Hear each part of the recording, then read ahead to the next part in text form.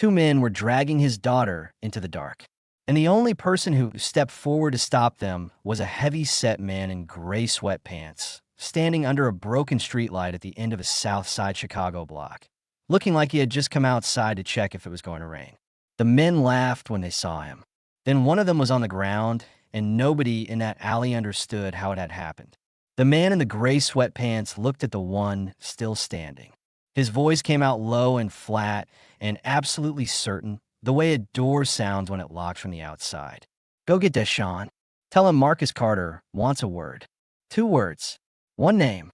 A street boss drove across the city and bowed his head on a public sidewalk. And Zoe Carter stood in the November cold staring at the man she had spent years being ashamed of, the man the whole neighborhood whispered about, the man who forgot to take out the trash and watch basketball until midnight and shuffled around the house in the same terrible sweatpants 3 days running, and realized with a cold and absolute certainty that she had never known him at all. What she was about to find out would break her heart, put her life in danger, and change everything she thought she understood about strength, sacrifice, and what a father's love actually looks like when it has nowhere left to hide. The trash had been sitting by the back door since Monday. Zoe Carter noticed it every morning on her way to school, the same way she noticed the stack of paper plates on the counter, the basketball game already going at full volume before 8 a.m., the reading glasses her father left on the kitchen table beside a half-finished cup of coffee that had gone cold 2 hours earlier. She was 17 years old, and she had been running this house since she was 12, and some mornings the weight of that pressed down on her chest so hard she could barely get her backpack on straight. "Zoe, you want eggs?" Her father's voice came from the kitchen, unhurried, warm, entirely unbothered by the world. "I already ate," she said, even though she had not. Marcus Carter appeared in the hallway doorway.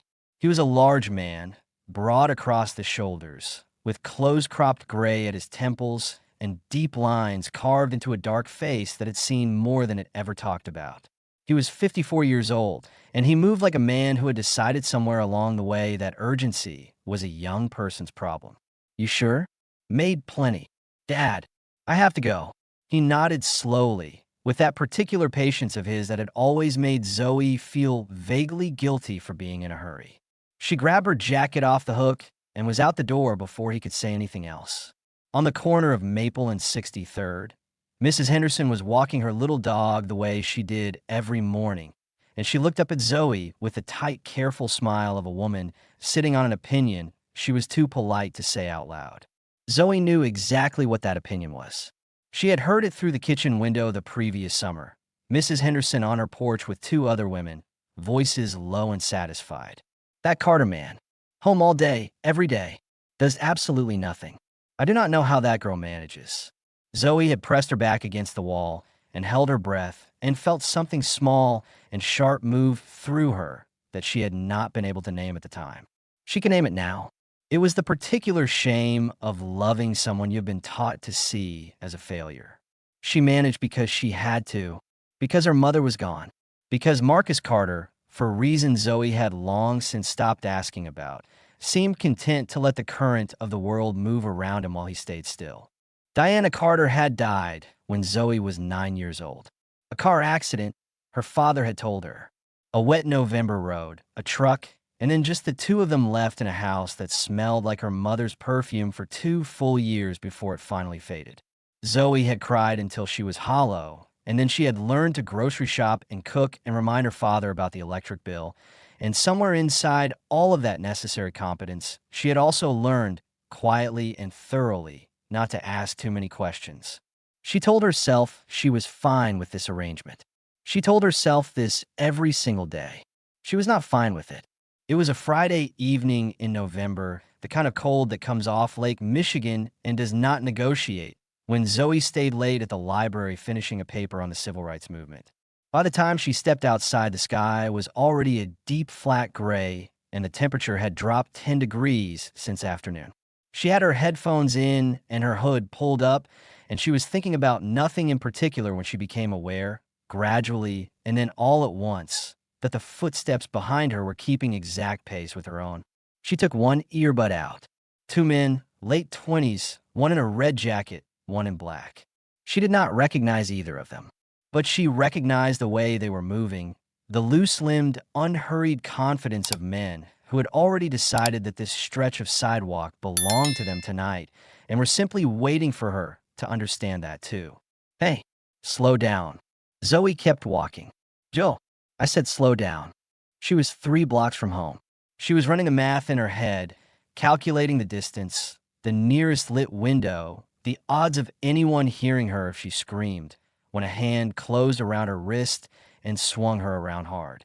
The man in the red jacket was smiling. It was the kind of smile that has nothing to do with warmth. Were you going so fast, girl? Let go of me, Zoe said. Or what? She had no answer for that. Her heart was slamming so hard she could feel in her throat. The street was empty. A car passed at the far end without slowing.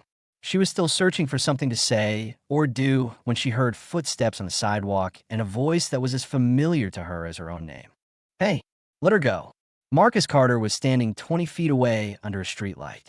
Gray sweatpants, old Chicago Bears jacket, phone still in his hand, like he had stepped outside to check the weather and wandered into something unexpected. He looked, in that moment, like exactly the kind of man you would choose to step to if you were looking for someone who would not push back. The man in the red jacket turned and looked at him and then laughed, a genuine delighted laugh, like he had just received an unexpected gift. Old man you lost? That is my daughter, Marcus said. Let her go and walk away.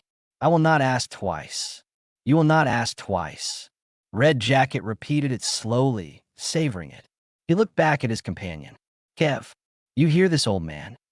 Kev was grinning. I heard him.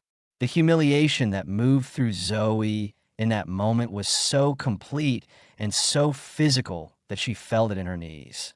Of all the people, of all the moments, of all the nights for her quiet, useless, sofa-sitting father to come shuffling around the corner in those sweatpants, trying to be something he was not. Dad, she said, please just go home. Marcus did not go home. He took 3 slow steps forward and his voice dropped to something so quiet and so flat.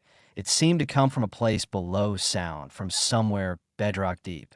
I said, let her go.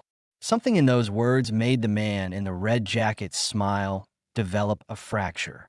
He looked at Marcus Carter for 1 second longer than he had intended to, reading something in that stillness that his body registered before his brain did.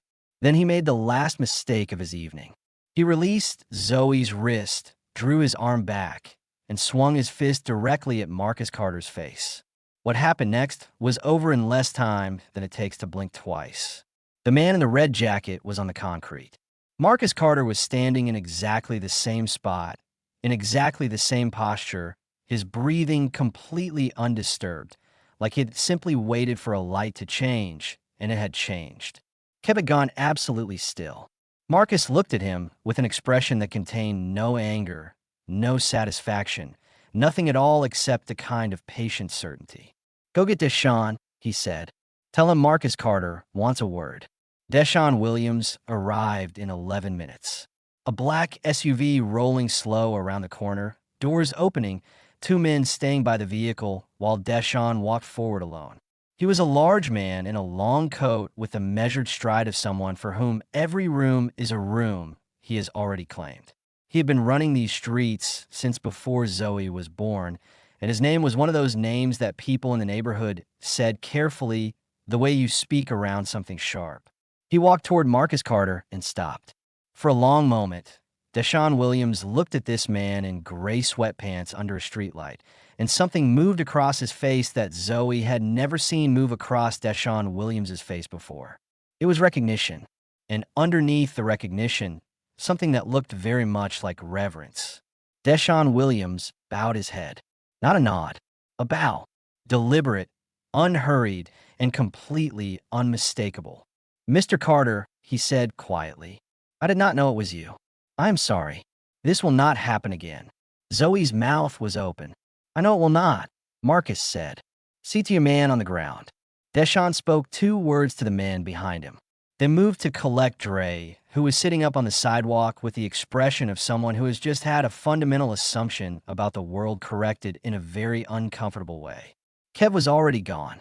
Deshaun nodded once more at Marcus, got back in the SUV, and the vehicle moved away into the dark. The street was empty. Zoe turned to look at her father. He was already looking at her, and there was something in his face that she had never seen before, or perhaps had always seen and never understood, a kind of tired and ancient honesty that had been waiting a very long time for exactly this moment. "Who are you?" she said. They walked in silence for most of a block before Marcus spoke. "There are things I should have told you a long time ago," he said. "Then tell me." He looked down at the sidewalk for a moment, the way he looked at things when he was deciding how to pick them up. "I was not always the man you know," he said. "Before you were born, before your mother, I ran things in this city. Not small things. I controlled most of the South Side and the West Side. I had hundreds of people who answered to me. I had money and I had power and I had a reputation that people spent years building and years trying to destroy." He paused. "I told myself it was necessary. I told myself there was no other way. Both of those things were lies I told myself because the truth required more from me than I was willing to give." Zoe said nothing. Her feet kept moving. "When I met your mother," Marcus continued, "I told her I was going to change. And I meant it, but I did not change fast enough." He stopped walking. Zoe stopped beside him. "Your mother did not die in a car accident." The November air turned colder. "What?" she said. "There was a man named Raymond Cole. A rival. Someone I had crossed very badly years before. Someone who had been patient about it, who had been waiting for the right time." His voice was steady, but something behind it was not. "One night I was supposed to be home. I was not home. Raymond's people came to the house." He looked at his hands. "You were at your grandmother's. Your mother was alone." Zoe felt the ground shift beneath her feet. "They were not supposed to hurt her," Marcus said. "That is what I was told later. That was not supposed to go that way." He looked up. "It does not matter what was supposed to happen. She is gone. And the choices I made are what put her in that house alone that night." Something inside Zoe cracked open all at once. The way winter ice breaks in spring, not gradually, but everywhere simultaneously. Every feeling she had ever swallowed about her father, about her mother, about the strange, suspended quality of their life in that small house, about the way Marcus moved through the world like a man who had already paid a debt and was still paying interest, everything came up through that crack at the same moment. "You told me she died in a car accident," Zoe said. "My entire life. I had a whole story. I made my peace with that story. I cried for her inside that story. And none of it was true. You were 9 years old. I'm 17 now. When exactly were you planning to tell me the truth?" Marcus had no answer for that. "It is your fault," Zoe said. Her voice broke on the last word. "It is your fault she is dead.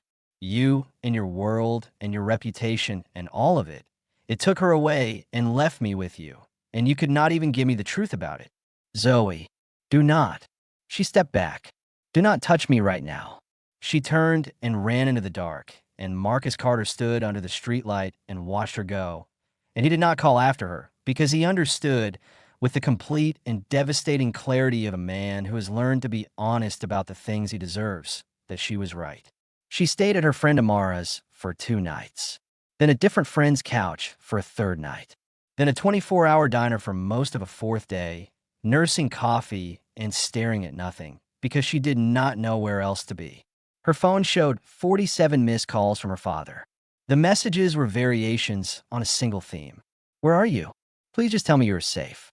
I am not asking for forgiveness. I am only asking you to let me know you are alive." She read them and did not respond. On the morning of the 4th day, she was half a block from the diner when a car she did not recognize slowed beside her. Before she could react, a door opened. A hand came from behind, something pressed against her face that smelled of chemicals and wrongness. And then the street and the morning light and everything disappeared. She woke on a concrete floor in a building that smelled of rust and old machinery. High metal ceilings, cold air, the sound of traffic somewhere distant. Her wrists were bound behind her to a pipe with plastic zip ties. Her head was still swimming from whatever they had used. Across the room, sitting on overturned crates, were 2 men she recognized. Dre, who still moved stiffly from where he had met the sidewalk 4 nights ago, and Kev, who was watching her with the detached attention of someone waiting for a train. "She is up," Dre said. Behind them, a door opened and a man walked in, and Zoe understood without being told that this was the man at the center of everything. He was in his mid-50s, lean, wearing a long dark coat that was expensive in a way that was not meant to be noticed. He walked with a slight limp. His eyes were the particular cold of someone who stopped feeling certain things a very long time ago and does not miss them. Raymond Cole.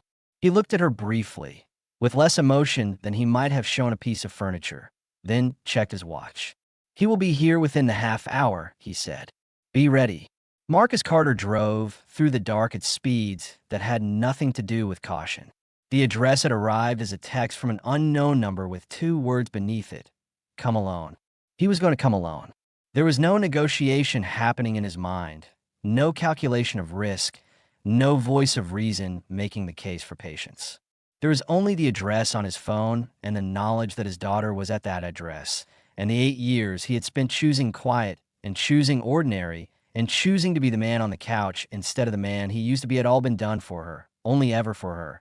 And if she was hurt because he had not moved fast enough, then none of it, not one single day of it, would have meant anything at all. He had made his choices. He accepted what those choices had cost. But Zoe was not a cost. Zoe was the reason. He parked outside the warehouse and got out of the car and went in. What followed in the next several minutes was not a fair fight, because no fight against 15 armed men ever is. But Marcus Carter moved through that warehouse with the particular ferocity of a man who has decided he is not leaving without what he came for. And he put 7 men on the ground before the weight of numbers finally brought him to his knees, bloodied, breathing hard, in the center of the concrete floor. Raymond Cole stood over him and looked down with an expression of cold satisfaction. "Marcus Carter on his knees," Raymond said. "I have been patient a very long time for this." "Give me my daughter," Marcus said. His voice was even. "No, Raymond, whatever you want from me, you take it from me. She has nothing to do with any of this." "She is the thing you love most," Raymond said simply. "That is why she is here." And then from outside a sound. Not one engine.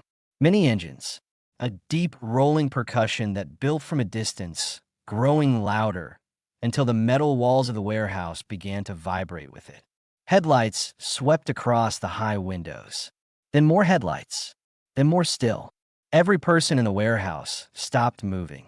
The doors opened. Victor Salazar walked in first. He was 40 years old, dressed in a dark suit, and he occupied the room before his body did. Behind him filed men, 20 of them, 30, positioning themselves with the practiced efficiency of people who have done this before, reading the space and filling it. Behind Victor came a broad-shouldered, white-haired man in a wool coat named Big Tommy Walsh, who ran the North Side and who had not left his house for any reason in 3 years until tonight. And behind Tommy came Deshaun Williams. And behind Deshaun came everyone Deshaun could reach by phone in the past 4 hours. Raymond Cole looked at what had come through that door and understood, for the first time, the true dimensions of what he had miscalculated. Victor walked directly to Marcus and helped him to his feet. He kept his hand on Marcus's shoulder and spoke quietly. "Mr. Carter, I am sorry it took us as long as it did. How did you know where to come?" Marcus said, "Deshaun called me the same night it happened on the street. When we learned Zoe had been taken tonight, Tommy got in his car without being asked." Victor looked around the room. "You built something in this city a long time ago, Marcus. You walked away from it, but did not walk away from you." Tommy Walsh crossed the floor with his hand extended. 2009, he said. "You saved my son when you had no reason to. I do not carry debts I have not paid." Marcus looked at the room, at all of these men from all of these different worlds standing on the same concrete floor for the same reason. He looked at each face and felt something move through him that was too large and too old for any simple name. Raymond Cole had not moved. He was standing in the center of the room with the cold certainty draining out of his face like water from a cracked glass, leaving something underneath that was older and more tired than anything he had allowed anyone to see in years. Victor turned to look at him. "What happens next," Victor said, "is Marcus Carter's decision. Every person in that warehouse looked at Marcus. Marcus began walking slowly toward Raymond. He stopped 3 feet away. The two men looked at each other across a distance that contained 20 years of consequence, and the warehouse held its breath. Then a voice said, "Dad." Zoe had been freed from the pipe. She was standing, unsteady, her wrists red from the zip ties, and she walked across the concrete floor until she was standing directly between her father and Raymond Cole. "Move, baby," Marcus said. "No." Her voice was shaking, but her feet were planted. "Dad, I need you to hear me right now." He looked at her. "I know what he did to our family. I know what he took from us, and I know what he took from you." She swallowed hard. "And I know that if you wanted to, you could do whatever you chose right now, and no one in this room would stop you." She looked around at the assembled faces and then back at her father.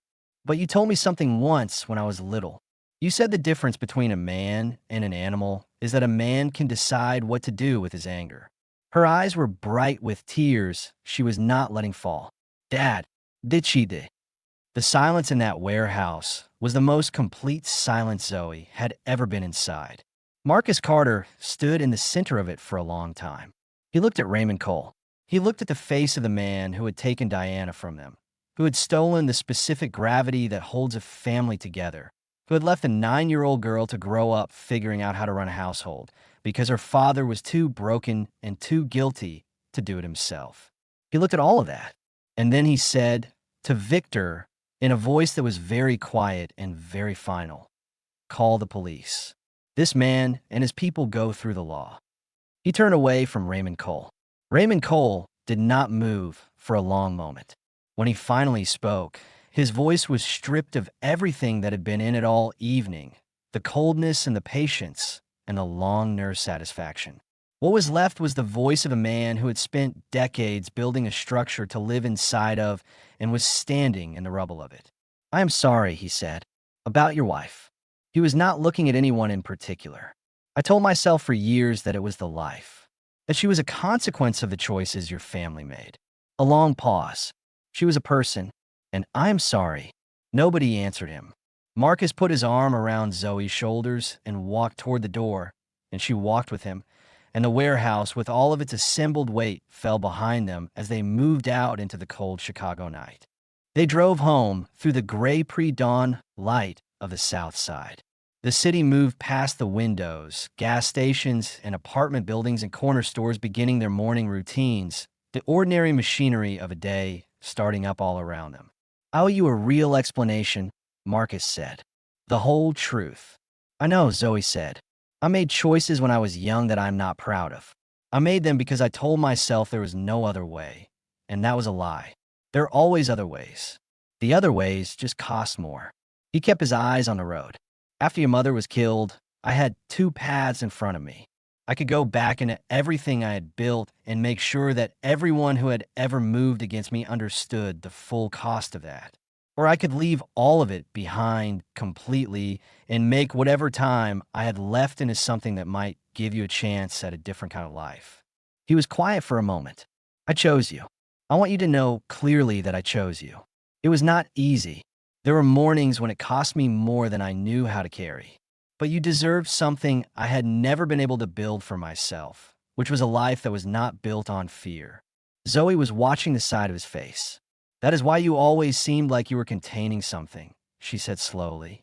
"All those years, the way you never raised your voice, the way you let people say whatever they wanted about you, Mrs. Henderson and everyone. You just absorbed it. What they said about me did not matter," he said. "What mattered was what you were becoming, whether you were going to have something real." "And the sweatpants," she said. A sound came out of Marcus Carter that was unmistakably a laugh. Small and brief and completely genuine. "The sweatpants are very comfortable," he said. "They are objectively terrible," she said. "You need to throw them away immediately." "Noted." She slid across the seat and leaned her head against his arm, and he drove the rest of the way home with one hand on the wheel. The house was exactly as they had left it. Beer cans on the coffee table. A paper plate beside the sink. The television remote on the arm of the couch.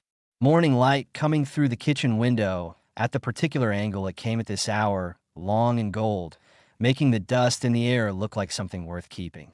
Zoe stood in the living room and looked at all of it and felt, for the first time in longer than she could account for, that she was exactly where she was supposed to be. On the shelf above the television, her mother's photograph held its quiet position. Diana Carter, young and laughing in a yellow dress at a summer barbecue, squinting against the sunlight, caught in a moment of uncomplicated happiness that had turned out to be rarer and more precious than anyone standing in it had known. Zoe stood in front of it for a long moment. "Mom," she said softly, "you should have seen him." She pressed 2 fingers to the frame, gently. From the kitchen came the sound of the refrigerator opening, then a pan meeting the stove. "Eggs," her father called. She smiled, so wide it reached somewhere behind her eyes. "Yeah, Dad," she said. "Eggs." She sat down at the kitchen table and watched him cook. This large, quiet man in his terrible sweatpants, moving around the small kitchen with a care and a steadiness that she now understood had nothing to do with slowness and everything to do with intention. A man who had learned the hardest possible way that the most powerful thing a human being can do is decide who they're going to be and then be that person every single day, without applause, without recognition, even when the neighbors whisper, even when his own daughter does not see it. Especially then. The eggs came out perfectly. They sat across from each other and ate in the morning light.